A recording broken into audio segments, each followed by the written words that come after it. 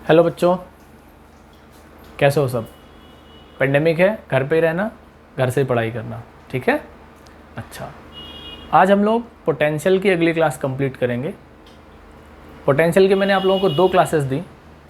पहली क्लास में potential difference due to point charge ये समझाया।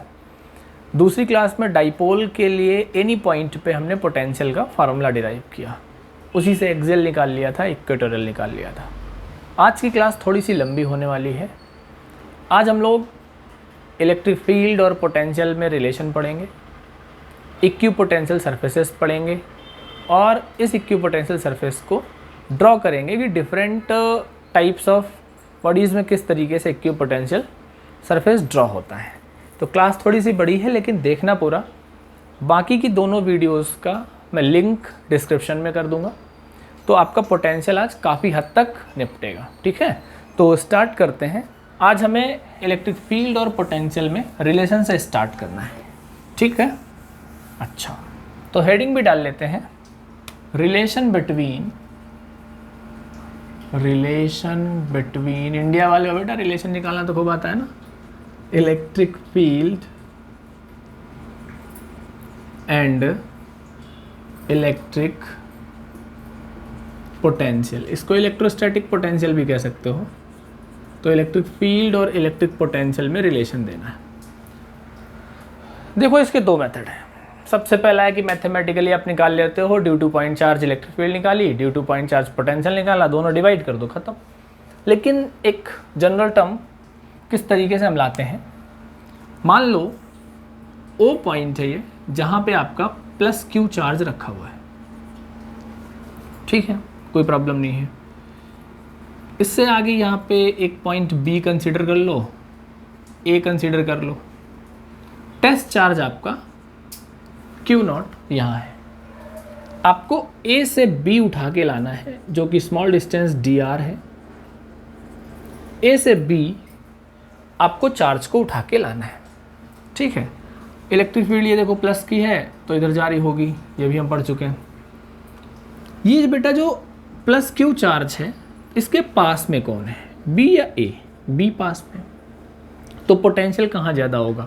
बी पे ज़्यादा होगा, जो पास में होता है। Due to point charge V equal के क्यू बाई आर पढ़ा है, तो V प्रोपोर्शनल 1/r आया था। तो R मतलब ज़्यादा होगा तो पोटेंशियल कम होगा, R कम होगा तो पोटेंशियल ज़्यादा होगा। तो यहाँ पे हमें ये दिख रहा है कि B पॉइंट पे डिस्टेंस कम है, तो B पॉइंट पे पोटेंशियल ज़्यादा होगा, A पे कम होगा। मान लो A पे पोटेंशियल है V, ठीक है, तो B पे पोटेंशियल कितना होगा?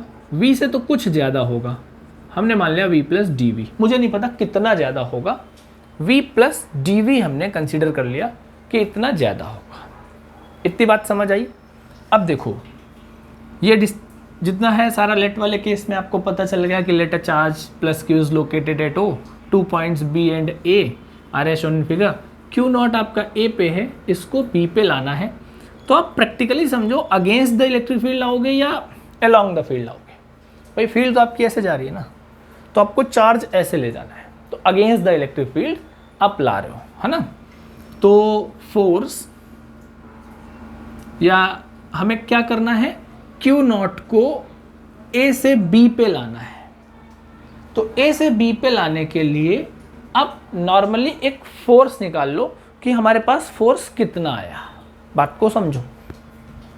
तो force to carry a charge Q naught from A to B, against the electric field जा रहे हो, तो अगेंस्ट द इलेक्ट्रिक फील्ड। तो F इक्वल बेटा क्या आएगा बताओ? F इक्वल क्यू ई होता है फॉर्मूला, Q नॉट इंटू ई, और अगेंस्ट द इलेक्ट्रिक फील्ड जा रहे थे तो माइनस साइन आ गया। ये निगेटिव साइन बेटा यहाँ से समझो आप लोग। निगेटिव साइन क्या है, आप इसको जबरदस्ती ला रहे थे। ये तो नहीं कह रहा था ना कि मुझे नहीं जाना, लेकिन आप क्यू नॉट को जबरदस्ती पकड़ के ला रहे हो। तो जबरदस्ती ला रहे हो तो क्या है, निगेटिव ही तो ला रहे हो ना। तो आप इसको क्यू नॉट को हम ए से बी ले आए, तो हमें फोर्स कितना लगा, F इक्वल माइनस का क्यू नॉट इंटू ई। अब चलो वर्क डन निकाल लेते हैं। तो वर्क डन क्या होता है, अच्छा बताओ। वर्क इक्वल होता है V into Q, potential into charge. तो पोटेंशियल क्या होगा, VB minus VA into charge क्या है Q नॉट। ये VB माइनस VA समझ आ गया डिफरेंस A और B के बीच का। तो VB क्या है हमारे पास, V प्लस DV, VA क्या है V into Q not. Work done का दूसरा फॉर्मूला क्या होता है, फोर्स इंटू डिस्प्लेसमेंट। तो फोर्स कितना है F और डिस्प्लेसमेंट कितना है dr। तो F इंटू dr आपको वर्क डन मिल गया। वर्क डन FDR और इधर आपने लिखा V plus DV minus V into Q not, मैंने ये कैंसिल कर दिया। तो F dr इक्वल क्या मिला मुझे, dV इंटू क्यू। F की वैल्यू पुट करो, क्या है F की value, minus Q nought into E. तो माइनस का Q nought into E into D R equal क्या आ गया, D V into Q nought. Q nought से क्यू नॉट कैंसिल हो गया। तो ई इक्वल क्या आया मेरे पास, ई आया माइनस का D V upon D R. ये रिलेशन होता है इलेक्ट्रिक फील्ड और पोटेंशियल के बीच में। E equal minus D V by D R, word को समझो, minus D V upon D R. अच्छा, 11th में हमने पढ़ा था कि किसी भी क्वांटिटी के अपॉन में अगर डिस्टेंस लगे तो बेटा क्या होता है, ग्रेडियंट होता है। तो ये D V upon D R को आप क्या बोल सकते हो, D V upon D R को मैं बोल सकता हूँ पोटेंशियल ग्रेडियंट। तो पोटेंशियल ग्रेडियंट किसके इक्वल आया, इलेक्ट्रिक फील्ड के। तो D V upon D R को मैं बोल सकता हूँ पोटेंशियल ग्रेडियंट। तो पोटेंशियल ग्रेडियंट किसके इक्वल है भाई, ई के। तो यहाँ पे मुझे न्यू यूनिट ऑफ ई मिल सकती है। अगर मैं यूनिट ऑफ ई निकालने जाऊँ कि यार और क्या मुझे ई की यूनिट मिल सकती है, तो वोल्ट पर मीटर भी तो दिख रहा है, पोटेंशियल की वोल्ट, डिस्टेंस की मीटर। तो ये मुझे दिख जाएगा वोल्ट पर मीटर, पहली चीज़। अच्छा, तुम लोग ना एक चीज़ और सोच सकते हो, देखो इसको कॉर्नर पे देखो, एक चीज़ सोच सकते हो कि सर ई इक्वल तो होता है K Q by R square, V equal होता है के क्यू बाई आर, दोनों डिवाइड कर दिया मैंने। तो ई बाई वी इक्वल क्या आ गया, सब कुछ कटा, 1 अपॉन आर आ गया। तो E equal V upon R, तो यहाँ से भी आ गया। तो अगर डायरेक्ट मेरे पास E equal V by R आए तो मुझे इतनी मातापच्ची करने की क्या ज़रूरत है, मैं क्यों इतना सब करूँगा। तो इसको मैं सबसे पहले आपको बता दूँ, what is the importance of negative sign. इस निगेटिव साइन का इम्पॉर्टेंस क्या है बेटा, एक चीज़ और समझो, यहाँ से एक एक नंबर के क्वेश्चन खूब बनते हैं। तो मैं importance of this negative sign आपको एक्सप्लेन करूँगा। E equal minus D V upon D R, ये आपको समझ आ गया होगा। तो निगेटिव साइन यहाँ पे क्या इंपॉर्टेंस रखता है, मान लो कि आपको V गिवन है डायरेक्ट और E चाहिए। देखो इंपॉर्टेंस ऑफ निगेटिव साइन की बात कर रहा हूँ मैं, इंपॉर्टेंस ऑफ निगेटिव साइन। भैया निगेटिव साइन की इंपॉर्टेंस तो बहुत है, ये जानते हो आप। E equal minus D V upon D R है, E equal minus D by D R अपनी जगह, V क्या होता है K Q by R. K और Q तो हो गया आपका कांस्टेंट। अगर K और Q कांस्टेंट हो गया तो minus K into Q D by D R, 1 by R को आप डिफ्रेंशिएट करो। 1 बाई आर का डिफ्रेंशिएशन क्या होता है, माइनस 1 अपॉन आर स्क्वायर होगा। माइनस से माइनस खत्म, तो क्या है K Q by R square आ गया। अरे वाह, पोटेंशियल लेके चले थे, फील्ड ले आई। लेकिन इस कॉन्सेप्ट में तो नहीं ला सकते आप। ये निगेटिव साइन है, जो निगेटिव साइन लग रहा है इसका इंपॉर्टेंस है कि इस तरीके से आप V से आप E निकाल सकते हो, पहली चीज। अब यहाँ पे कुछ और चीज़ें बड़ी छोटी छोटी चलती हैं। छोटी छोटी क्या आएंगी, E equal minus D V upon D R आप अपने माइंड में रखेंगे। अब मैं दो क्वेश्चन आपके सामने सीधी सीधी सिचुएशन देता हूँ। सबसे पहली सिचुएशन मैंने क्या दिया कि अगर पहला क्वेश्चन है E 0 है तो क्या ये जरूरी होगा कि V भी 0 होगा, पहला क्वेश्चन। दूसरा क्वेश्चन मैंने आपके सामने इसको रिवर्स किया अगर v 0 है तो क्या ये जरूरी होगा कि e 0 होगा? अब चलो हम लोग पहले क्वेश्चन पे देखते हैं। देखो बच्चा छूटते ही क्या बोलेगा, हाँ जी सर होगा। अगर नहीं पढ़ा होगा तो आप सीधा बोलोगे कि अगर e 0 है तो v 0 होगा। लेकिन सोचते हैं हमें क्या मिला है इनके बीच का रिलेशन। हमें इनके बीच का रिलेशन था e equal minus D V upon D R. तो अगर मैं 0 equal minus D V upon D R करूँ तो क्या D V upon D R में लिख सकता हूँ 0? और किसका डिफरेंशिएशन 0 होता है? कांस्टेंट का। कैलकुलस में आपने मैथ से पढ़ा है। तो v क्या आ गया यहाँ पे? कांस्टेंट आ गया। तो अगर इलेक्ट्रिक फील्ड 0 है तो बेटा जरूरी नहीं कि v 0 होगा, वहां पे v कांस्टेंट भी हो सकता है। ठीक है, कहीं पे फील्ड 0 है तो v क्या मिल सकता है हमको? कांस्टेंट मिल सकता है। तो ये भाई ये सिचुएशन नहीं है कि अगर e 0 है तो v 0 होगा। उल्टा सोचते हैं, अगर v 0 है तो e, इस फॉर्मूले के हिसाब से तो e आपका 0 निकल के आ रहा है। लेकिन अगर नेसेसरली की बात करें कि क्या ये नेसेसरी है कि v 0 होगा तो e 0 होएगा ही, तो सोचना पड़ेगा हमें। चलो सोचते हैं। सोचते सोचते हम लोग पहुंचे डाइपोल के पास। अब डाइपोल से बोला हाँ भाई अपना बही खाता दिखाओ। तो डाइपोल ने अपना जो बही खाता दिखाया तो उसमें क्या क्या फॉर्मूले दिखाए। इक्वेटोरियल लाइन पे चलो। फॉर डाइपोल, डाइपोल के इक्वेटोरियल लाइन पे इलेक्ट्रिक फील्ड क्या होती है? के पी बाई आर क्यूब होता है। अच्छा, पोटेंशियल कितना होता है? 0। मैच करो इसको। डाइपोल के इक्वेटोरियल लाइन पे पोटेंशियल तो 0 है लेकिन इलेक्ट्रिक फील्ड 0 नहीं है। तो भैया ये भी सिचुएशन नहीं है कि अगर v 0 होगा तो e 0 होगा, ऐसा नहीं है। कुल मिला के कहने का मतलब अगर दोनों में से कोई एक 0 है तो जरूरी नहीं है कि दूसरा 0 ही होगा। बात समझ आ रही है? अगर e 0 है तो v कांस्टेंट बनाओगे और अगर आप v 0 है तो e को भी 0 नहीं बोलोगे। आपके पास सिचुएशन है डाइपोल की इक्वेटोरियल लाइन पे electric field kp by R cube होती है और पोटेंशियल 0 होता है। तो वहां पे भी एक क्वांटिटी, एक टर्म 0 है, दूसरी टर्म 0 नहीं है। वर्ड समझ आ रही है? बिल्कुल। अच्छा, ये बातें समझ आ गई। अब हम क्या करेंगे, पोटेंशियल निकालेंगे इलेक्ट्रिक फील्ड से। तो computing of electric potential from electric field. मान लो कहीं बाहर की बात चल रही है। देखो बेटा ये पॉइंट्स बड़े इंपॉर्टेंट हैं, बहुत धीरे धीरे समझना इनको। तो computing of electric potential from electric field. Electric field से FEILD माल पूरा ही लिख दूंगा ना, जो पता चला कि तुम ये बताओ कि सर ऐसे से ऐसा। Computing of electric field, electric potential from electric field. Field की स्पेलिंग है FIELD। हो जाता है कभी कभी, रिसीव डिसीव की बातें। हाँ भाई, पोटेंशियल निकालना है इलेक्ट्रिक फील्ड से निकालना है। तो E इक्वल क्या होता है फॉर्मूला हमारे पास? Minus D V upon D R. E equal minus D V upon D R होता है। तो डी वी इक्वल क्या आ गया? माइनस का ई डी आर। यही लिख लो, ठीक है। मैंने क्या देखा, डी वी इक्वल आ गया माइनस का ई डी आर। वर्ड बिल्कुल समझने वाला है।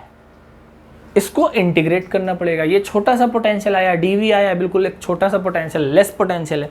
इसको मैं इंटीग्रेट करूंगा तो मैं इधर तो V1 से V2 के बीच में इंटीग्रेट करता हूं, इधर इंटीग्रेट करता हूं मैं R1 से R2 के बीच में EDR इंटीग्रेट करता हूं। ठीक है, यहां तक बिल्कुल क्लियर है बात। पोटेंशियल निकालना है ना आपको, किससे निकालना है? इलेक्ट्रिक फील्ड से निकालना है। तो सबसे पहले पोटेंशियल की डेफिनेशन पे जाओ।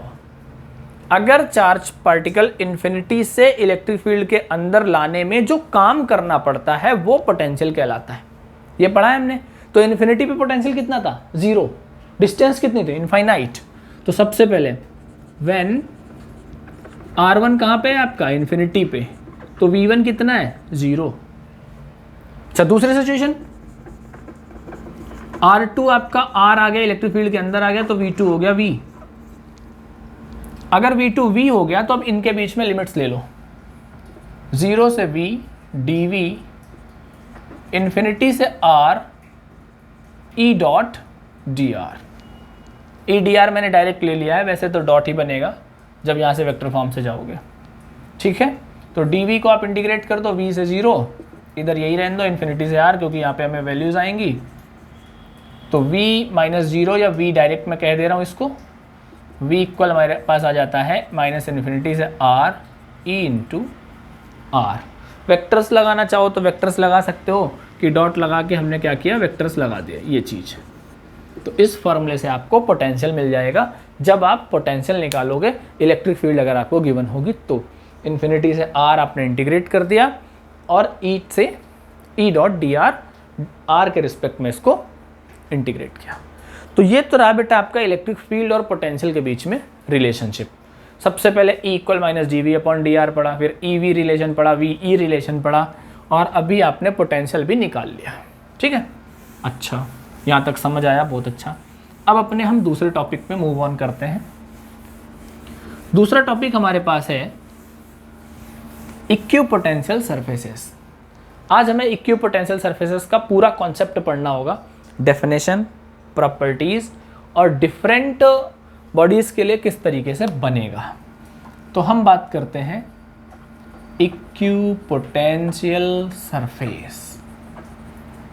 भैया नाम से क्लियर है, इक्यू मतलब इक्वल, पोटेंशियल मतलब पोटेंशियल, सरफेस मतलब सरफेस। तीनों को अगर मैं जोड़ दूं तो ऐसा सरफेस जिसके हर एक पॉइंट पे पोटेंशियल सेम होता है, इक्विपोटेंशियल सरफेस कहलाता है। पहली बार में डेफिनेशन क्लियर हो गई होगी। ऐसा सरफेस जिसके हर एक पॉइंट पे पोटेंशियल सेम होता है, इक्विपोटेंशियल सरफेस कहलाता है। Definition clear? The surface over which potential is same everywhere is called equipotential surface. ठीक है, इसके बारे में ज़्यादा हम बात नहीं करेंगे, बस अपने दिमाग में सेट रखना है कि भैया इक्विपोटेंशियल सरफेस वो होता है जहाँ पे पोटेंशियल सेम होता है। अभी मैं कुछ नहीं बना रहा, ना कोई डायग्राम ना कोई कुछ, सारे डायग्राम एक साथ बनवाऊंगा, उनको ध्यान से समझना। अब इसकी हम प्रॉपर्टीज पे आते हैं। प्रॉपर्टीज पे आए तो सबसे पहली प्रॉपर्टी मुझे क्या मिलेगी? सबसे पहली प्रॉपर्टी ये कहती है कि इक्विपोटेंशियल सरफेस में चार्ज पार्टिकल को किसी एक पॉइंट से दूसरे पॉइंट पे ले जाने पर कोई भी काम नहीं होता। इंग्लिश सुनो, no work is done to carry a charge from one point to another in equipotential surface. Equipotential surface पे किसी भी चार्ज पार्टिकल को एक पॉइंट से दूसरे पॉइंट तक ले जाने में कोई काम नहीं होता। रीजन, पहली प्रॉपर्टी देखो समझ आ गई। रीजन में क्या इसका दूं भाई? चलो हम ले गए, हमने वर्क का फॉर्मूला निकाला। W इक्वल क्या आएगा? V A B into Q naught आएगा। क्यू नॉट चार्ज ले जा रहे हो, वी ए बी का मतलब क्या हुआ? V B minus V A into Q naught. V B और वी ए दोनों सेम है, क्यों? क्योंकि बात इक्विपोटेंशियल सरफेस की है, यहाँ भी पोटेंशियल सेम होगा, यहाँ भी पोटेंशियल सेम होगा, तो वर्क डन कितना आ गया? 0 आ गया। तो पहली प्रॉपर्टी आपको समझ आ गई। पहली प्रॉपर्टी आपने क्या पढ़ी? No work is done to carry a test charge from one point to another in equipotential surface. Clear? अच्छा, दूसरी प्रॉपर्टी पे आते हैं। पहली प्रॉपर्टी आपको क्लियर हो गई, अच्छा लगा मुझे। दूसरी प्रॉपर्टी ये कहती है कि इलेक्ट्रिक फील्ड हमेशा इक्विपोटेंशियल सरफेसेस के नॉर्मल होती है। मतलब अगर ये फैमिली ऑफ इक्विपोटेंशियल सरफेसेस हैं तो जो इलेक्ट्रिक फील्ड होगी इस तरीके से नॉर्मल ही होगी। क्यों भाई? घर की सरकार है तो नॉर्मल ही रहोगे, परपेंडिकुलर रहोगे हमेशा। अगर ऐसा ना हो तो मैं कह दूं ये ई है और ये वी है, मान लो नॉर्मल नहीं है तो क्या होगा? इलेक्ट्रिक फील्ड लाइंस में मैंने प्रॉपर्टी आपको समझाई थी, अगर ध्यान होगा तो वो वाली वीडियो जरूर देख लेना। ये देखो, ये अगर नॉर्मल आ रही है तब तक तो आपने बोल दिया ठीक है। मैं कह रहा हूँ किसी एंगल से आ जाओ, थीटा एंगल बना लो आप वी के साथ। जब थीटा एंगल बनाओगे, प्रैक्टिकली समझना मैं जो समझाना चाह रहा हूँ। ये देखो सरफेस है, ये इलेक्ट्रिक फील्ड है, थीटा एंगल बना रही है ई। तो क्या इस ई के दो कंपोनेंट बनेंगे? ई कॉस थीटा और ई साइन थीटा बनने चाहिए। ई कॉस कंपोनेंट बनेगा, ई साइन कंपोनेंट बनेगा। तो अगर ई कॉस थीटा और ई साइन थीटा दो बनेंगे तो अभी ये नॉर्मली आ रहा था, मुझे कोई प्रॉब्लम नहीं थी, अब एक के दो आने लगे। ऑटो वाला एग्जांपल समझो, एक ऑटो में 3 आराम से आ रहे हैं, चौथी सवारी चढ़ गई, ऑटो वाला कहता है भैया आगे पीछे होके बैठ जाओ। क्या करते हो आप? कोई आगे होता है थोड़ा सा, कोई पीछे होता है, फिर वो बीच में सेट होता है। तो यहाँ पे कुल मिला के कहने का मतलब चार्जेस का मूवमेंट होगा जिसकी वजह से वर्क डन होगा, और इक्विपोटेंशियल सरफेसेस के अंदर वर्क डन पॉसिबल नहीं है। इसलिए हमेशा इलेक्ट्रिक फील्ड इक्विपोटेंशियल सरफेसेस के नॉर्मल होगी। तो दूसरी प्रॉपर्टी आगे, पहली क्या आई, पहली मुझे ये समझ आई कि कोई भी काम नहीं होता इनसाइड इक्विपोटेंशियल सरफेसेस, चार्ज को एक जगह से दूसरी जगह तक ले जाने में। दूसरी क्या आई, इलेक्ट्रिक फील्ड हमेशा इक्विपोटेंशियल सरफेसेस के क्या होती है, नॉर्मल होती है। तीसरी प्रॉपर्टी ये आती है कि दो इक्विपोटेंशियल सरफेसेस कभी एक दूसरे को इंटरसेक्ट नहीं करते। बिल्कुल सत्य वचन है ये, बिल्कुल सही बात है। Electric field lines, magnetic field lines 10th से पढ़ते आ रहे हो, अगर दो इंटरसेक्ट कर देंगे तो क्या होगा, उस इंटरसेक्टिंग पॉइंट पे इलेक्ट्रिक फील्ड की दो डायरेक्शन हो जाएंगी, जो कि इम्पॉसिबल होगा। इसलिए दो फील्ड लाइंस कभी एक दूसरे को इंटरसेक्ट नहीं करती। अच्छा, तीसरी बात, चार्ज के पास में इक्विपोटेंशियल सरफेसेस ज़्यादा होते हैं, फैमिली ऑफ इक्विपोटेंशियल सरफेसेस, और वहाँ पे इलेक्ट्रिक फील्ड स्ट्रॉन्गर होती है। जैसे जैसे दूर जाते जाते हैं तो इक्विपोटेंशियल सरफेसेस भी दूर होते जाते हैं, जिसकी वजह से इलेक्ट्रिक फील्ड वीक होती चली जाती है। इसका कॉन्सेप्ट क्या है, E इक्वल आपने dV/dr पढ़ा है। dV तो कांस्टेंट में निकाल दो तो E प्रोपोर्शनल dr आ गया, 1/dr। लो भैया, डिस्टेंस बढ़ेगी, इलेक्ट्रिक फील्ड कम होगी। तो ये चार प्रॉपर्टी रटो, मेरे साथ रटो। पहली प्रॉपर्टी में रटवा रहा हूँ, इक्विपोटेंशियल सरफेस पे किसी भी चार्ज पार्टिकल को एक पॉइंट से दूसरे पॉइंट तक ले जाने में कोई भी काम नहीं होता। दूसरी प्रॉपर्टी रटो, दूसरी प्रॉपर्टी आपने क्या पढ़ी, इलेक्ट्रिक फील्ड हमेशा इक्विपोटेंशियल सरफेसेस के नॉर्मल होती है। तीसरी प्रॉपर्टी आपने क्या पढ़ी, दो इक्विपोटेंशियल सरफेसेस कभी एक दूसरे को इंटरसेक्ट नहीं करते। चौथी प्रॉपर्टी आपने क्या पढ़ी, near the charge field stronger होती है, फैमिली ऑफ इक्विपोटेंशियल सरफेसेस पास पास होते हैं। जैसे जैसे आप चार्ज से दूर चले जाते हो इलेक्ट्रिक फील्ड कम हो जाती है, जिसकी वजह से पोटेंशियल की भी डिस्टेंस बढ़ती चली जाती है। ठीक है, अच्छा लगा भाई, मज़ा आ गया, बिल्कुल यहाँ तक बिल्कुल मुझे क्लियर हो गई बात।